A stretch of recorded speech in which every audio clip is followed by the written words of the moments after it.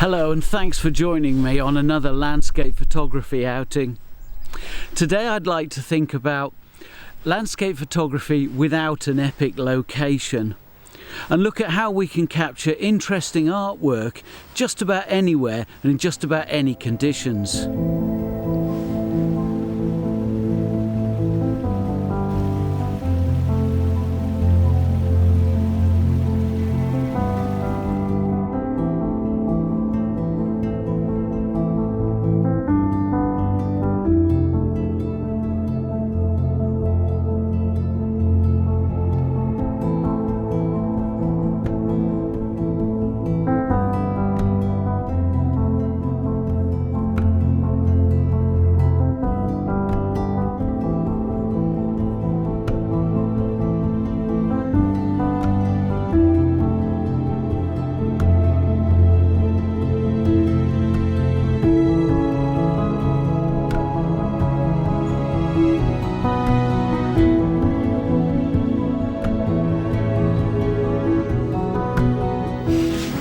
Today I've come down to my local water feature, which you may have seen on my channel from time to time.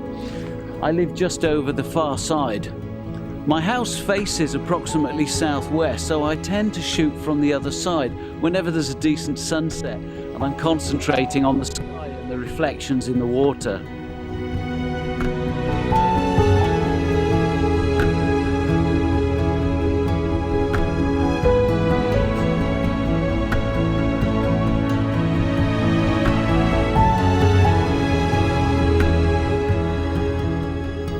But I guess when you tune into my channel, you're expecting to find me in more interesting locations. And that's because I happen to live close by them. So why wouldn't I share them with you and encourage you to visit if you can? Now, many of you might say, yeah, but look, you've got this fabulous lake right on your doorstep. Well, yes, of course, that's true. But I'd say that just about everyone has an interesting landscape not too far from where they live. Whether it's water or woodland or even urban parkland, there are landscapes everywhere you turn. So looking at this location, you can see it's a perfectly pleasant spot for a quiet scenic stroll. But it isn't necessarily the first place that a photographer would think of coming.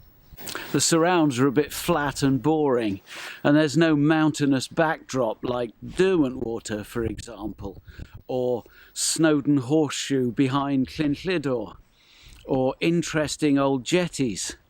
There isn't a single lone tree in sight or an interesting little island to draw your attention. You see, most still water shots really need something to focus on, to draw your attention in. If you just shoot the water itself, it's probably not really going to be that interesting. As I said earlier, I only use it as a device when I'm actually shooting the sunset. Now let's think about the conditions here. It's a pretty dull grey day and there's really not much going on. But of course, when you're able to get out with a camera, that could well also be the case. We can't always get out when the light is just perfect. And that's why I came out on a so-so sort of day to a ho-hum sort of location. So you can enjoy watching me struggle to find some images. I'm going to have a hunt about for about 2 or 3 images, which I hope will show you that you can get out and enjoy your landscape photography wherever you happen to be and whatever the light is doing.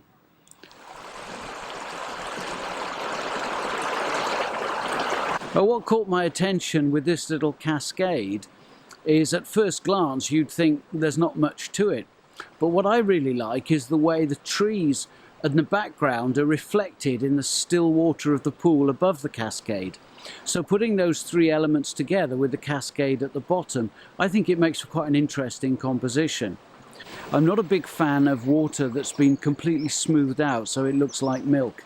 I still want to be able to see some detail in it.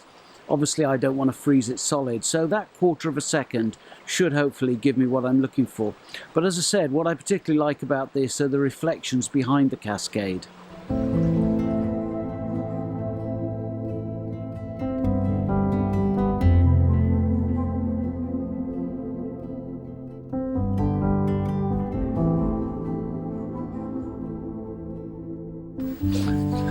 But perhaps I was being a bit economical with the truth when I said we don't have a derelict jetty, because actually we do, but it's hardly in the same league as Derwentwater.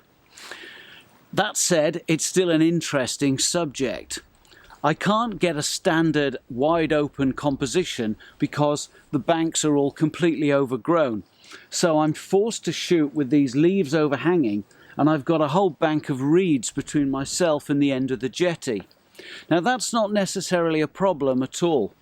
I'm taking a long exposure of this, and I'm allowing the reeds and the leaves to move in the image and create that interesting motion.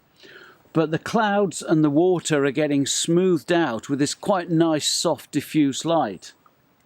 The only question I'm going to have when I get it back in post is whether I can do anything with colours or whether I'm going to need to make it monotone. I'll take a look at that later and make a decision. In the meantime, what I'm doing is making sure I've got enough data to work with. I can't stress this enough for landscape photography. You have the opportunity where your subject is not moving very fast. You don't need to grab a shot really quickly. You can take your time and think about it. And what this is allowing me to do is to try all sorts of different focal lengths and slightly different compositions to see which I prefer when I get it back onto my computer. So make sure you've got enough data on your card.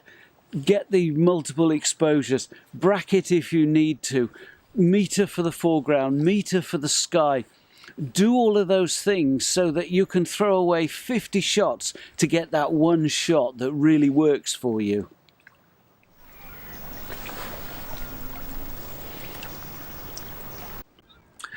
I think the lesson I'm learning today is all about observation. I'm having to work much harder to find something that's going to create the interest that makes a good image. Now, usually when I'm out and about in my epic locations, it's much easier to simply point your camera at whatever's giving you the wow factor. If I'm happy with any of the images that I get today, I think they'll probably mean more to me than an easy win where I simply point my camera at a golden sunset in Snowdonia.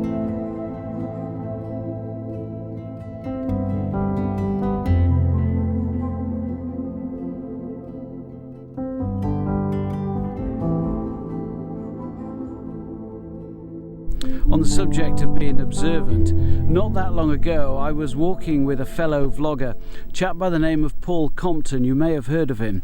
He's an extremely good photographer, by the way. Don't be fooled by his exuberant vlogging style. We were on our way to see An Evening with Tom Heaton. And I was looking at our surroundings as we were chatting and thinking, oh, this might make a good composition. That would be an interesting subject. And at that exact moment, Paul said, do you know what? Whenever I'm out and about walking, I'm always looking at stuff as if it's a potential image. And I knew exactly what he meant. You kind of get into that mindset. And coming to a place like this on a day like this and having to really work at it kind of sharpens your skills so that the next time you're out and you've got a great subject and great light, you're equipped to really make the most of it. For this final image, I'm shooting across this little inlet and it's quite shallow, so by using a polarizer I can see all the crap on the bottom and it looks fabulous. It's all dead stuff on a sort of sandy bottom. And then behind it I've got a really nice bed of bulrushes. What I've done with this one is I've put my Tokina wide angle lens on, so I'm shooting ultra wide at about 11mm.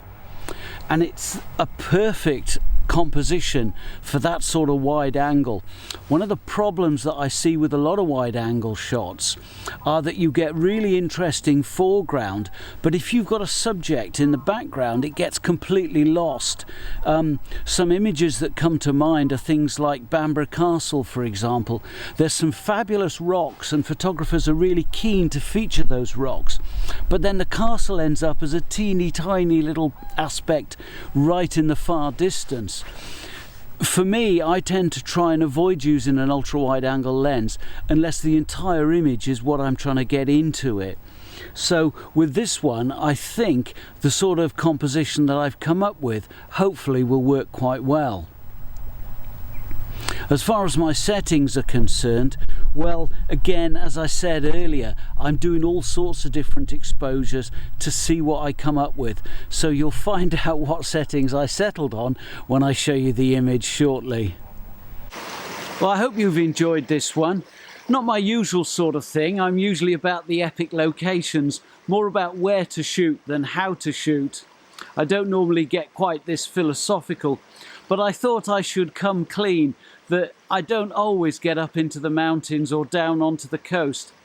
And I hope it's given you some food for thought, that you can get out and you can find some interesting images wherever you happen to live. And when you do get the opportunity to travel to the more interesting locations, that you'll then be better equipped to make the most of them. So get out there and take some pictures. So with that, I'll say thank you ever so much for watching. I really appreciate your comments and your encouragement and support. Oh, by the way, if you haven't done it yet, why not subscribe now and join me next time? Cheers.